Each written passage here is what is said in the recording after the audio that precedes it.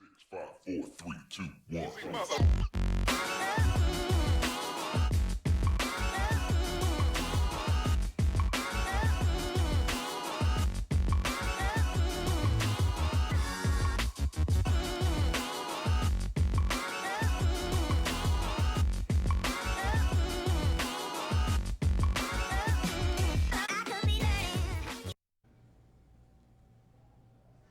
Hello and welcome to the Journal. I'm your host, Jake Borchenko. Health and wellness can be portrayed in many different ways. Health is defined as the overall mental and physical state of a person, and wellness refers to the state of being in optimal mental and physical health. To start off the show, we take a look at a student struggling with their diet when they moved out from their parents' home.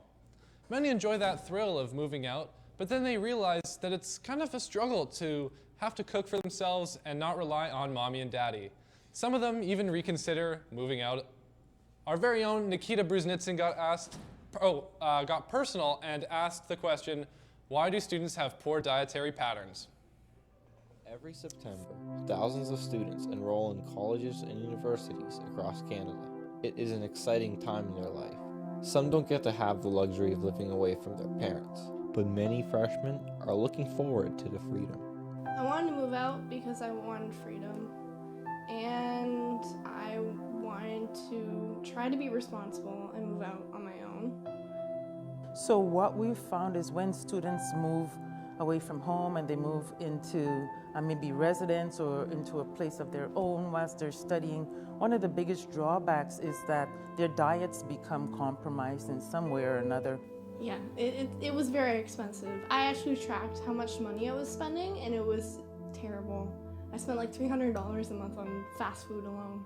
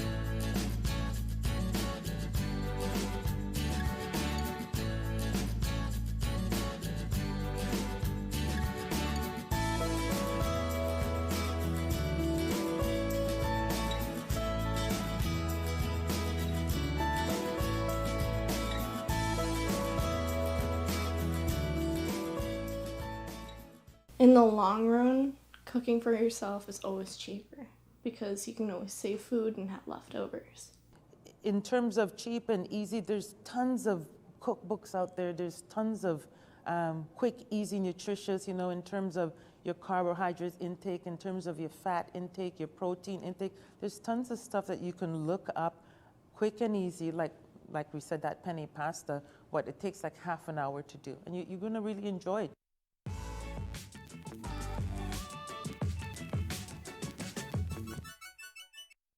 I'd sure go for some penne pasta right about now.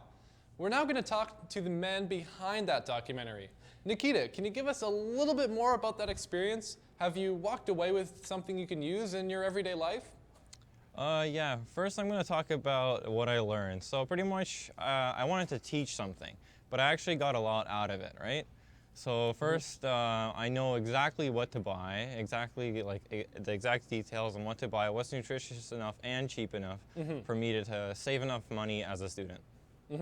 So When you were making this documentary, were there any challenges that you kind of came across while shooting it? Yeah, pretty much transporting all the gear. You know, not having a car is actually pretty difficult, even if you're making just a 3-minute documentary. Yeah. So what was the kind of the biggest thing that you took from this documentary? Pretty much the knowledge and how to even cook a cooking show, because I've never done it before, and it's actually a really interesting experience. Well, that's great. Thanks so much, Nikita. We were glad to show your documentary here on the Journal. We're now going to check in with our studio. We got Zach Minawi back there, and we have two spiritual guides by the names of Eugene Borisenko and Soban Khan, who have gone through the lifestyle of a Buddha. Zach? Hey guys, I'm with my Zen friends over here, Eugene and So, and we have some awesome stuff for you later on. We have some cricket juice that we're going to try out later on. Stay tuned. Okay, thank you, Eugene and Soban, for that brief introduction into meditation. We'll be checking back with them later in the show. But have you ever wondered what drinking cricket juice tastes like? For the sake of the trend of juicing right now, where people are juicing fruits and vegetables and even bugs, I'm trying none other than cricket juice here for your viewing pleasure. Let's give it a try.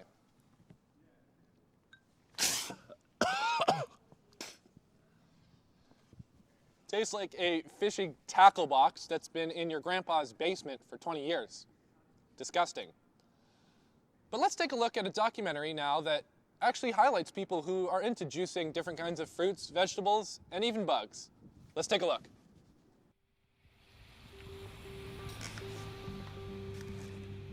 My ultimate goal is to live to be 125 years old, but healthy.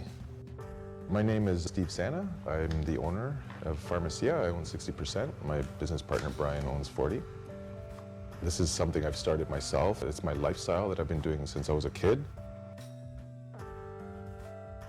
Reality kicked in when I got gout. I was a bodybuilder. I was working out a lot. I was taking a lot of protein. So I ended up getting gout. Cured myself basically with all my knowledge that I've learned as a kid.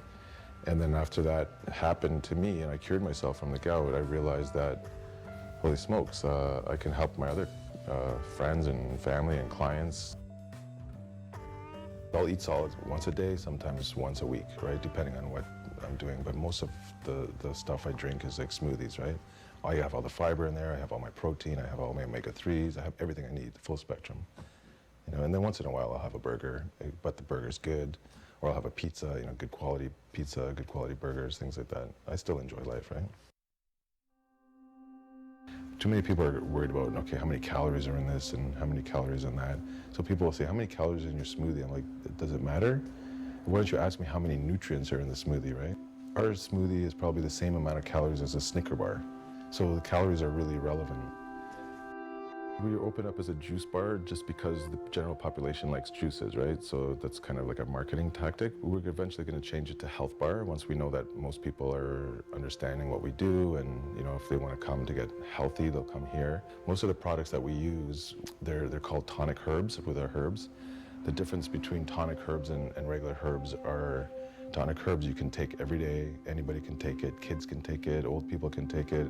It just gets stronger the more you take it. Organic fruit still has chemicals. Like I said, there's chemicals all around us. What we're not doing as a human species is detoxing, which is huge. And it blows my mind that nobody's doing that. Nobody's detoxing. It's so easy. It's as easy as going 24 hours with no food, no water. Your body will continuously detox. But if you're putting in more than what your body can handle, your body's gonna just like slow down one day. I'd say 50% of the people that come in are regulars and that are willing to learn, right? Like people, there's the odd person that come in here that don't get it, and they're thinking, why is your juice $10, you know?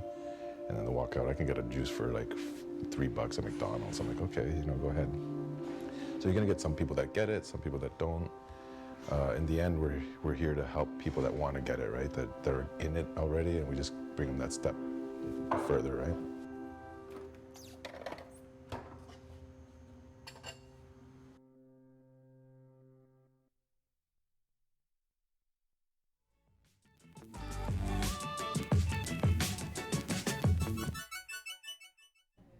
Okay, they got it.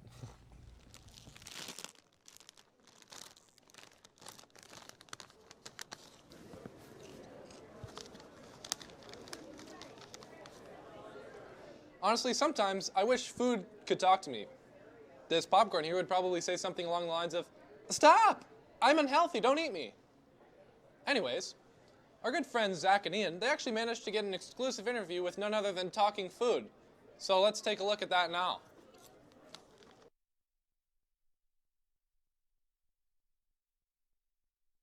I like food a lot. The kind of food I eat, I feel like it's not exactly the healthiest. But honestly, at the end of the day, I don't really care too much because, I'm young.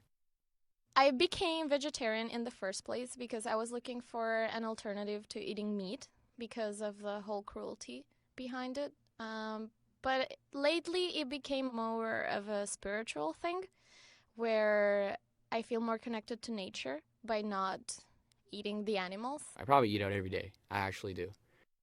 I guess my body's kind of gotten used to it. Personally, I'm a very healthy person. I take about 3,000 calories in a day. You know what I mean? I got like 5 meals a day.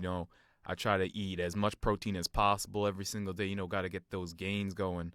I wake up way more energized in the mornings, and overall it's just, I've noticed I don't have as many mood swings. My periods are better. I used to have a lot of cramps during my period. So for a woman, I've heard it's not only my experience, but I've talked to other women that have become vegan and they have noticed the same changes. So for me, mainly that, because I used to almost faint every time I got my period. And after becoming vegetarian, that stopped, and it stopped for good. Your diet really has to consist of a lot of heavy foods. You really want to have a lot of carbs, a lot of bread, a lot of turkey, a lot of chicken. The things that are really going to help you make it through the day. Food's supposed to give you energy, right? Food I eat doesn't give me as much energy as it should, but honestly don't care because I like meat, I like burgers, I like fried food just too much. Sometimes I don't go out because I cook for myself, or sometimes I stay up later doing homework because I am cooking, or sometimes I don't watch the movie I was supposed to watch because I got caught cooking. But for me it's really important, and also because I grew up that way. In my household, it was really cooking and eating with the family was something really important, so I guess I go back to that when I cook. A poor diet, it really comes down to just probably a bit of laziness, not wanting to make my own food and bring it, and also a bit of addiction. There's no days off. Cheat days, nah, that's against the law in my book. Your cheat day is when you decide to have that extra piece of potato rather than that extra piece of bacon. That's a pretty good cheat for me personally. That's a cheat in my books. My opinion on vegans, honestly, think they're kind of like a cult. What's the point of going vegan? And I don't see no reason to go vegan. Meat just, for me, it's the most important part of your diet. If you think about every single meal, I couldn't see myself going years and years without eating a burger or without eating cheese. How many things have cheese in it? I can't eat pizza, cheeseless pizza. What's the point of that? People think that veganism is a cult because there are a lot of people that are out there that are preaching veganism, and they're not doing it in the most civilized way, which is not the point of it. The point is not the point of it, because each person has their own reasons for doing it, but the people that want to get the message across and to create awareness might not be doing it the right way. So I think that's why some people just consider it to be a cult. I got a good place in my books for vegans. They may not really be about that life, but they do their thing. On the other hand, though, those people eating all that junk food, that McDonald's, that Burger King, those potato chips, I don't get those guys at all. You just gonna sit around all day gaining all that fat, sweating, your armpits gonna be stinky, you gonna smell like butter. I don't understand that. Nobody really wants to smell like butter. That's not really my lifestyle. Everybody should be aware of what they eat and where it comes from, and everybody should have the right to choose what they want to do for their bodies and how they want to manage their bodies. So I'm not saying it's the best or the right. I'm just saying that for me it's healthy and it makes me feel good.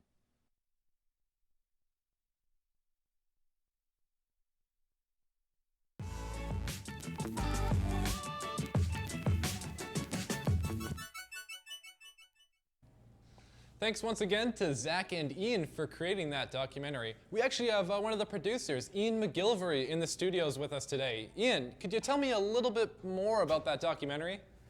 So first of all, I'd like to thank you, Jake, for having me on the show. One thing about making this documentary is it took hours and hours to animate all that food. It was really, really intense, and honestly, I have a lot more appreciation for animators in general. What was the main challenge with creating the documentary? You're saying hours and hours of animation. What was the big challenge there? Right. So the way we animated the food is we would attach something like a wire or a hook to, for example, the fish's mouth, and then we would animate it. The hardest part about making this documentary was to actually mask out that wire. So we take it in the After Effects and mask out that wire. It took many, many hours, and honestly, I think it paid off. And you know what? I think it looked great, actually. You almost can't even see the wires in any of the shots, which is great. So thanks, Ian, for being here. Thank you. We're actually going to take a look now at another documentary that used the techniques of animation to tell a story. Our own Joudi Kosnik brought us a documentary about a couple falling in love, all through the use of claymation. We're going to look at that now. So it was a Friday night, and me and my friend Alana wanted to have a girls' night out. We went to a modern, sketchy hipster place. As soon as we got inside, Alana was already at the bar flirting with the bartender. I had just gotten out of a relationship with the biggest loser, so I wasn't really feeling it that night. So I was just doing my own thing, dancing by myself. That night, I was out with a bunch of classmates, celebrating the end of midterms. I went up to the bar to grab a drink, and while I was waiting for the bartender to stop flirting with the random chick, something caught my eye. I saw an angelic angel dancing by herself in the middle of the dance floor. I look up and I see this girl by the bar looking at me, and I'm like, that's weird. A girl has never looked at me like that before. I thought about going up to her. I guess there was some sort of attraction. I didn't really know what was happening. It was crazy. Am I infatuated, or could I actually like this girl? I waited to see if she would make a move, but I didn't expect it from a girl like that. So I walk up to her and I'm like, hey, wanna dance? I've never danced with a girl before, so I was confused, like, how do girls dance? Like, do I go in front or does she go in front? So I asked her, which way? That's when I realized she'd never been with a girl before. So I gave her this look like, obviously I'm going in the back. And that's when I realized that she was gay, because I looked at her face and she wasn't wearing any makeup, and no girl would ever go out without putting makeup on, right? Anyways, we started dancing and she had a huge smile on her face the whole time. La la la la la, doo doo doo doo doo. All night until the music stopped. And then I was like, so are you gonna ask me for my number? So I gave her my phone, and she wrote MEDA and said, it's Meta. Later she sends me a text that says, hey, it's Desiree. And I'm like, what kind of name is Desiree? Anyways, the next day we met up again, and that's when we had our first kiss.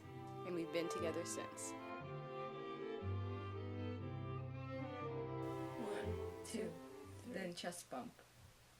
Oh, you just kissed me. Ooh, I like that.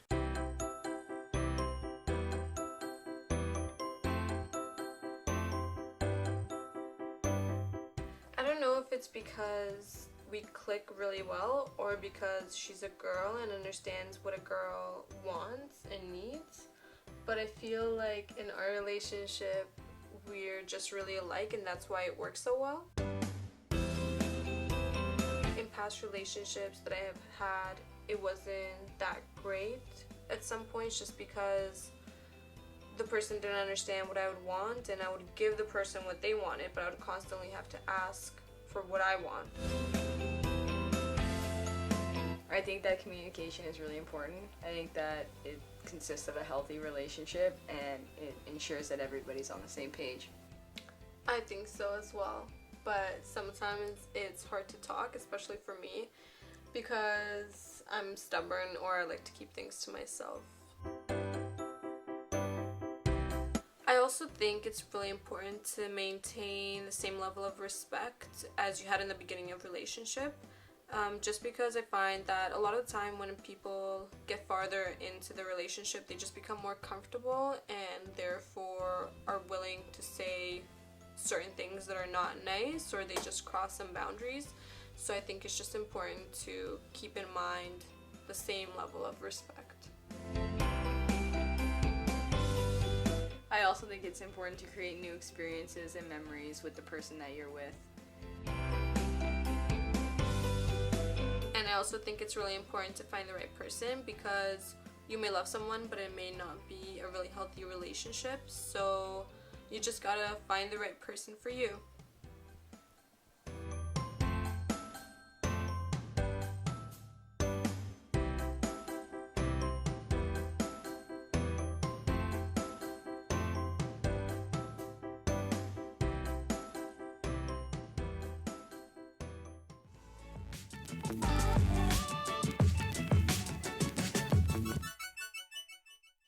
Aw, Cupid sure has mysterious ways of bringing people together.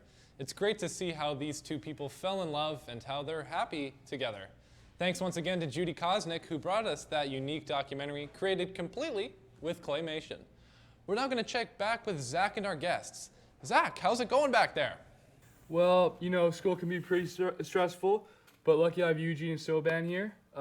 They both meditate, and I just wanted to know, like, how you guys got into meditation, because I honestly, I do need it.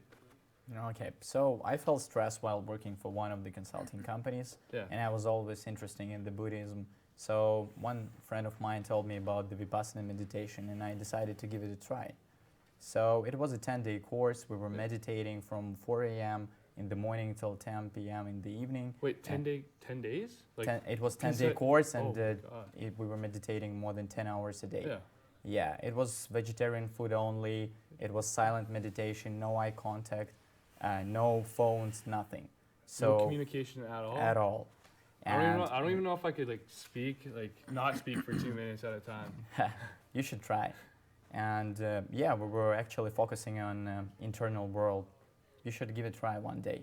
I'll see if I can. I don't know if I can. To be honest with you, I could. Well, you don't have to go for 10 days. Yeah. Like, it's more mindfulness is like the idea that you cultivate your awareness by intentionally attending to your moment-to-moment experience with care and discernment. So basically, meditation is just a way to kind of like speed up that process to make sure to give you an extra boost. But the real skill here is living your life mindfully, every single action, every single thought. Stay at the moment. Yeah, exactly. So do you think like it really helps out? Obviously, your physical shape and stuff is a huge factor with being healthy, but obviously your mind too, right? Yeah. So right now I'm trying to meditate like every day in the morning, and it helps me a lot. Yeah. So maybe the body is I would be able to calm down a little bit. You know? Yeah, the calming is one of the things, and then it's because the body's in a feedback loop with the mind. So everything that happens to you in your experience basically ends up like the body is an effect on the body as well. Yeah. So really, the point is that we have to realize external conditions are out of our control, and by cultivating internal conditions like loving kindness, strength, courage, we are able to deal with any of the problems that the life throws our way. So, speaking of life throwing things your way, I'm going to throw this in your way. All right. And so we're just going to jump right into it. So, as I'm making our little concoctions, I'm going to offer you guys a little treat. It's what is this? Banana spinach cracker. Spinach. I've had too I many like of them. spinach. Yeah, they're pretty good. Banana though, right? Lots of banana. So what we have is we're going to take a scoop of this cricket powder. Cricket, but no, man. Cricket powder. Oh. Oh yeah. It looks like hot Just chocolate. a little bit, yeah. Oh yeah. Okay, I'm gonna give myself a huge scoop too. Okay. Wow. Oh my God. Yeah. Okay. Damn, that's a lot. Okay. You guys ready? Okay, let's mix them up. I think Let's so. mix this up. Yeah, Okay, wait, hold on. Yeah. Okay. It looks like Shrek. I didn't know about this. You ready? Okay, this is, I don't know if I could do this. I'm gonna take this. So bear with me, guys. I've never had this before either. Yeah.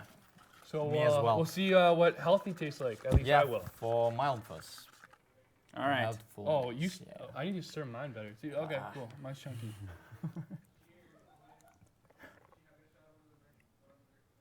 Actually, it's not that bad. Yeah, it's not that bad. I thought it was gonna be a lot worse, to be honest with you. Yeah, lots of veggies. Oh man, did you drink it at all? Wow. I need to stir mine a little bit more. Guys, I want to really appreciate it. I think I will try, definitely. Yeah, thank you. To like get a better mindset, but. So we have classes, every Sunday near Dufferin Station. Thank you. So if any of you guys are interested, you're all welcome to join for free. Okay. Yeah, good. So, cheers, guys. Cheers. Awesome, guys. Thanks for sharing that little segment with us. You guys certainly seem to enjoy that cricket juice a little more than I did. Our next documentary is about Sam Clark. He's an independent student from U of T, and he sets pretty high standards for himself. So when he doesn't meet them, he gets pretty stressed out. Music is his gateway to relieve that stress, so we're going to check that out now here on The Journal.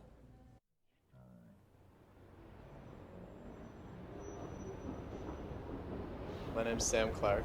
I'm studying psychology and philosophy at the University of Toronto, and I work a part-time job with the City of Toronto.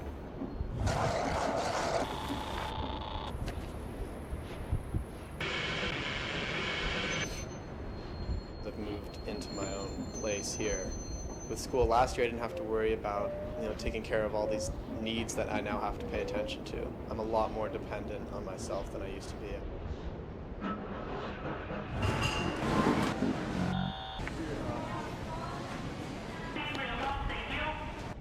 I hold myself to pretty high standards, and when I don't meet those, I tend to be really hard on myself.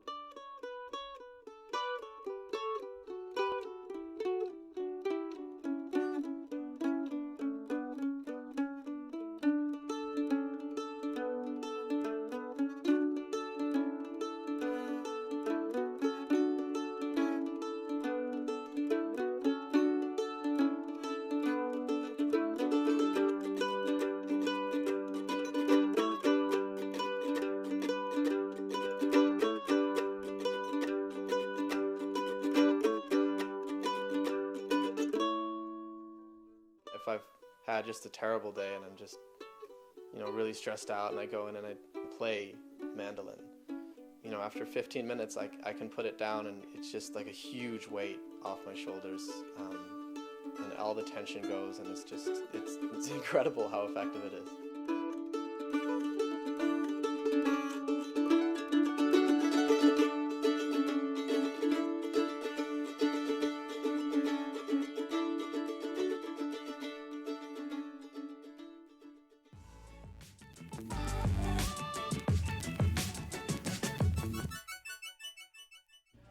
Well, that wraps up our show for today. Health and wellness range from eating wealthy or having a healthy relationship, which can be great for your soul, or how music can calm a person down from just everyday stress. I'm your host, Jake Borchenko, and check us every Friday here, 2 p.m., for everything here at Centennial College. We'll see you then. Take care. Oh, this you crazy mother...